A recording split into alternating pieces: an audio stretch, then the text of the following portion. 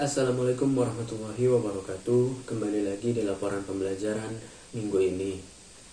Pada mata kuliah MPK kualitatif di hari Kamis kemarin tanggal 20 Maret 2025 merupakan lanjutan perkuliahan di mana kelompok 2 mempresentasikan hasil diskusinya mengenai pengertian penelitian kualitatif dan kuantitatif serta teknik pengumpulan data kualitatif yaitu observasi, wawancara, angket, dan dokumentasi. Kelompok 2 dibawakan oleh saya sendiri yang beranggotakan Safitri Nurfadilah, Dava Zuhair Alhaq, Alivia Nindi, Sekar Mayang, Sri Eva Syafitri, Muhammad Fatih Mumtaz, dan juga Ilham Said Batul Hamdi. Ya, langsung saja materi pertama mengenai penelitian kualitatif. Penelitian kualitatif adalah pendekatan sistematis untuk mengeksplorasi dan memahami fenomena sosial serta budaya secara mendalam. Penelitian kualitatif merupakan metode penelitian yang berfokus pada pemahaman mendalam terhadap suatu fenomena atau peristiwa sosial. Penelitian ini bertujuan untuk menjelaskan, menginterpretasikan, dan juga mengeksplorasi makna di balik suatu fenomena. Maka penelitian kualitatif ini simpelnya penelitian yang berdasarkan hasil observasi, wawancara, dan juga dokumentasi yang mana biasanya bersifat deskriptif atau penjelasan yang digunakan untuk menjelaskan, menginterpretasikan, dan mengeksplorasi makna di balik suatu fenomena. Kemudian ada ciri-ciri penelitian kualitatif. Yang pertama adalah data kualitatif. Data yang dikumpulkan berbentuk teks, gambar, audio, video, atau observasi, bukan angka. Yang kedua ada pendekatan induktif. Maknanya teori atau kesimpulan dibangun dari data yang dikumpulkan, bukan dari teori yang sudah ada. Yang ketiga ada fleksibilitas. Desain penelitian dapat berubah selama proses penelitian berlangsung untuk menyesuaikan dengan situasi yang dihadapi. Yang keempat ada subjektivitas. Peneliti terlibat secara langsung dalam penelitian dan interpretasi data tidak dapat dihindari. Dan yang terakhir ada konteks. Konteks dalam penelitian kualitatif merupakan fenomena yang dipelajari dalam konteks yang dialami. Selanjutnya yaitu ada penelitian kuantitatif. Dalam buku yang saya kutip dari karangan Bapak Ishak Iskandar, yaitu penelitian kuantitatif adalah penelitian yang menggunakan data kuantitatif atau data yang berbentuk angka atau data yang diangkatkan. Simpelnya, penelitian kuantitatif itu adalah penelitian yang pengolahan datanya berupa angka ataupun numerik. Berdasarkan buku yang ada di dalamnya, kuantitatif termasuk dalam beberapa metode. Yang pertama ada metode tradisional. Disebut metode tradisional karena sudah sejak lama penelitian kuantitatif ini digunakan sehingga menjadi sebuah tradisi ataupun salah satu metodologi penelitian yang tradisional. Yang kedua ada metode positivistik, yang mana metode positivistik ini merujuk kepada ilmu filsafat. Positivistik yang berarti sebuah informasi ataupun hasil penelitian itu dikatakan sahih berdasarkan hasil dari observasi dari pengolahan data yang objektif dan juga secara langsung. Kemudian ada ciri-ciri penelitian kuantitatif. Yang pertama adalah hubungan peneliti dengan yang diteliti itu independen supaya terbangun objektivitas. Nah, kenapa hal ini ada di kuantitatif? Karena sang peneliti dan yang diteliti ataupun responden itu tidak memiliki kedekatan emosional, sehingga hal-hal ataupun pandangan, argumentasi, serta persepsi dari sang peneliti tidak berpengaruh kepada responden, yang menghasilkan jawaban dari sang responden itu objektivitas. Yang kedua ada hubungan variabel sebab akibat atau kausal. Nah, kenapa ciri-ciri penelitian kuantitatif itu kausal? Karena seperti yang kita tahu bahwa dalam hasil penelitian kuantitatif itu berhasil ke arah pengaruh atau tidak pengaruh, berdampak atau tidak berdampak efektif atau tidak efektif dan sebagainya. Hal itu disebabkan oleh sebab akibat dari sebuah fenomena diangkat. Yang ketiga yaitu adalah cenderung membuat generalisasi.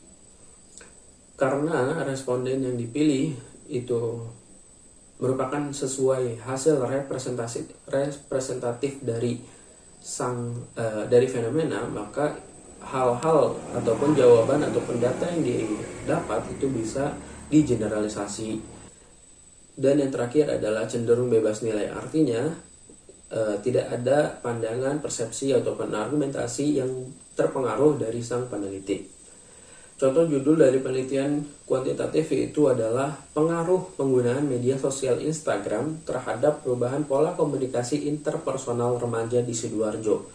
Yang hasilnya itu mengatakan adakah pengaruh atau tidak berpengaruh penggunaan media sosial Instagram ini terhadap perubahan pola komunikasi interpersonal remaja di Sidoarjo.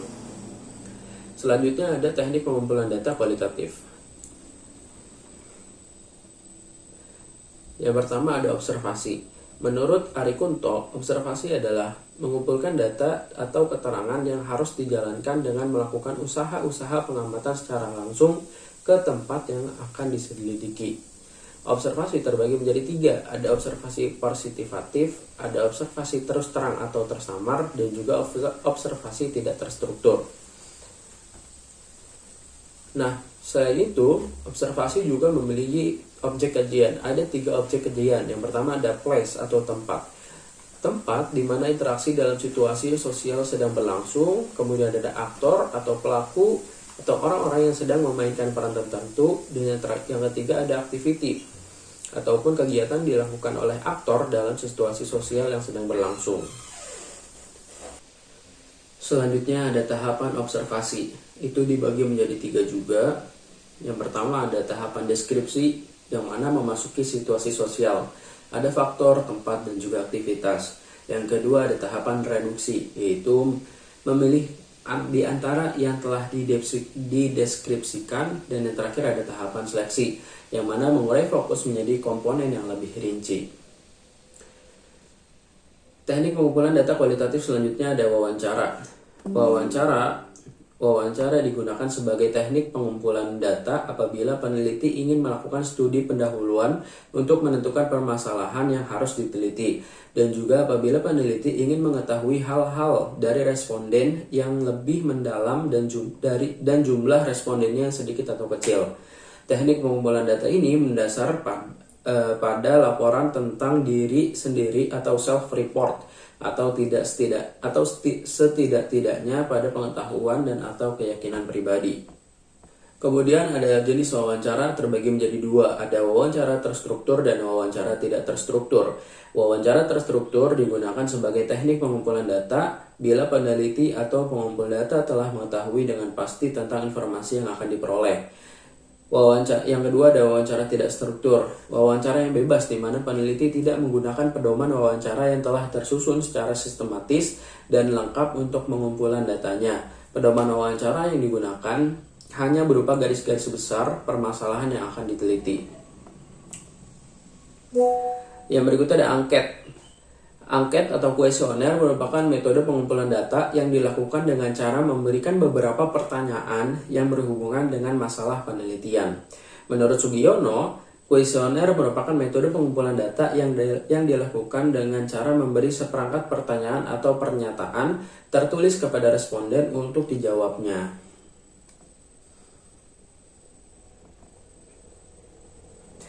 Kemudian ada prinsip penulisan angket. Yang pertama ada isi dan tujuan pertanyaan, kemudian ada bahasa yang digunakan, tipe dan bentuk pertanyaan yang tidak mendua, tidak menanyakan yang sudah lupa, pertanyaan tidak menggiring, tidak panjang pertanyaannya, urutan pertanyaan, dan juga prinsip pengukuran serta penampilan fisik angket. Dan teknik pengumpulan data terakhir yaitu ada dokumentasi. Menurut Robert C. Botsdan, seperti dikutip Sugiono, menyebutkan dokumen merupakan catatan peristiwa yang telah berlalu, bisa berbentuk tulisan, gambar, karya, monumentasi dari seseorang. Dari berbagai pengertian di atas dapat ditarik benang bahwa Dokumen merupakan sumber data yang digunakan untuk melengkapi penelitian, baik berupa sumber tertulis, film, gambar atau foto, dan karya-karya monumental, yang semuanya itu memberikan informasi bagi proses penelitian.